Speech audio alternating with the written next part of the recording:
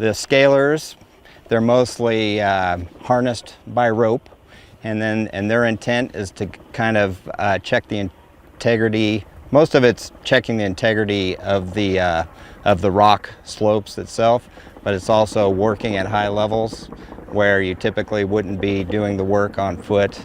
They're harnessed and roped in and secured and anchored. They're looking at fire-weakened trees to remove. They're also looking at any loose rocks that are high in the rock slopes to remove that could potentially hit the roadway. Their typical tools of choice would be using rock bars, poking rocks, making sure that they're secure, looking for areas of rock that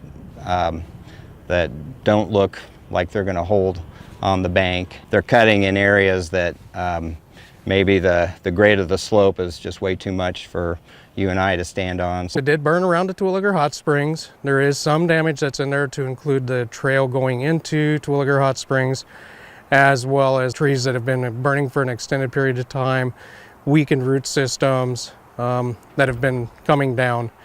The springs itself, the last we saw, were in good shape, but access and permit back into it is going to be an extended time out, just as we need to get in there and mitigate the hazards and rebuild trails and stuff like that.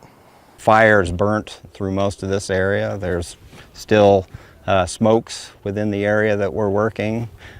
Trees continue to burn and rocks continue to loosen. Those large trees, rock, there's been evidence of that falling, all the way down from the dam beyond Terwilliger. As winter comes in, as we have the effects of rain on slope where the soils have been compromised by what is burned, once the things actually saturate into the soil, and also we get some freeze-thaw effect on the rock, so any of that's been reeking is going to pop rock out onto the road. The reason it is a priority is with it being a scenic byway and it's a huge public access in there, we want to get folks back into it as soon as it's safely possible to get back into it.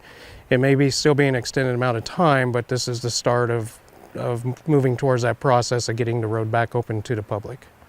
So the one thing we are asking is for the public to have patience and respect the area closure that we do have in place out there, that's allowing our folks out there doing the work to complete the work that they need to do during the closure and for the foreseeable future while we mitigate the hazards and work on reopening the Road 19 as well as Terwilliger Hot Springs.